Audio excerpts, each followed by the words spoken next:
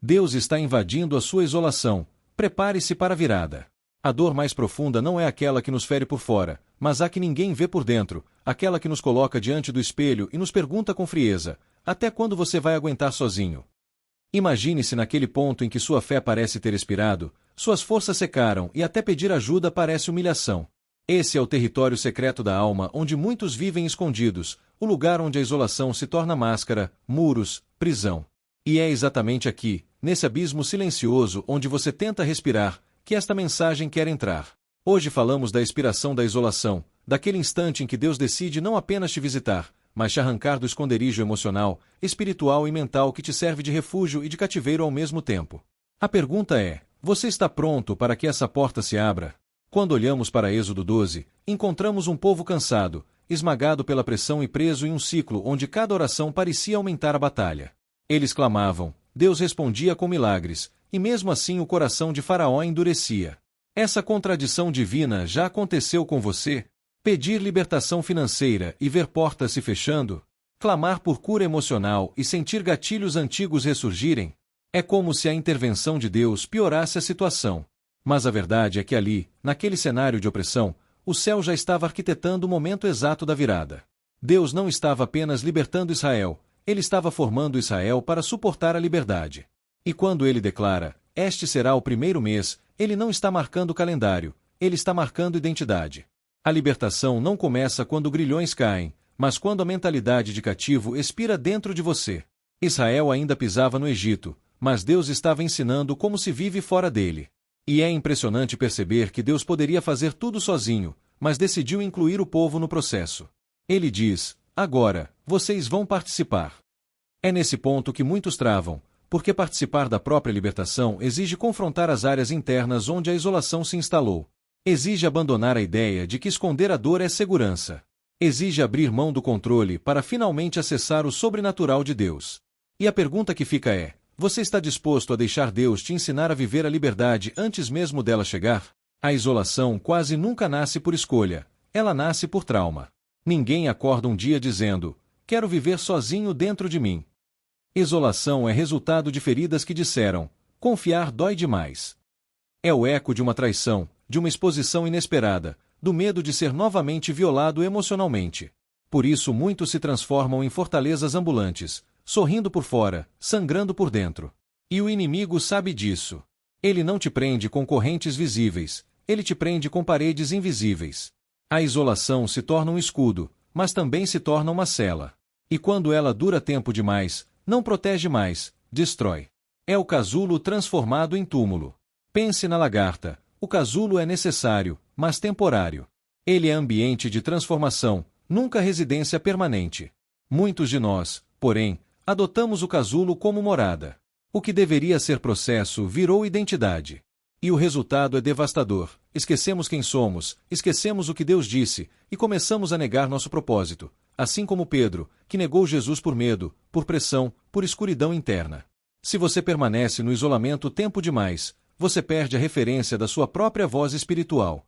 E é nesse exato ponto que Deus intervém e diz, eu não te criei para viver escondido. Eu te criei para viver transformado. Alguns encontram Deus na multidão, outros, no silêncio absoluto do quarto onde finalmente quebraram. Deus não está limitado ao culto, ao templo, à liturgia. Ele invade o carro, o corredor, o banheiro, o chão da madrugada onde lágrimas se tornam intercessão. Ele aparece justamente quando sua força termina, porque ali não existe máscara, nem performance, nem discurso. Ali existe verdade. E é nessa verdade que Deus sussurra, não foi para isso que eu te formei.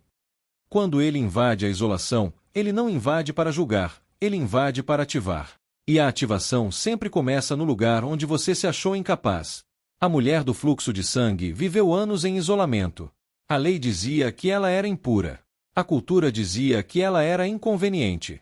A sociedade dizia que ela era invisível. Mas a fé reinventou seu destino. Ela quebrou o protocolo, tocou em Jesus e foi curada instantaneamente. Porém, seu instinto foi o mesmo de muitos hoje. Após a cura, ela tentou voltar ao esconderijo. Mas Jesus não permitiu. Quem me tocou? Ele não quis expor a enfermidade dela, ele quis expor a cura. Ele não permitiu que ela retornasse à vida antiga, porque agora sua identidade não era mais dor, era milagre. E talvez seja isso que Deus está fazendo com você agora, puxando você para fora para que o milagre seja visto, e não escondido. O inimigo não te vence quando você está fortalecido, amparado, conectado. Ele te vence no canto da noite, quando a mente está fatigada, quando a ansiedade ganha volume, quando pensamentos sombrios começam a sussurrar que você nunca vai superar. Ele te vence quando a isolação já consumiu tanto que até orar parece esforço impossível. Mas existe um princípio espiritual que muda tudo. Nós não fomos desenhados para batalhar sozinhos. Deus responde ao clamor que pede reforço. Ele responde ao nome invocado com fé no momento do desespero. E é nesse clamor que cadeias internas começam a quebrar. Jesus foi conduzido ao deserto. Não por punição, mas por propósito. Ele enfrentou Satanás no mesmo ambiente da queda humana. E ali ele declarou: a humanidade não está mais sozinha.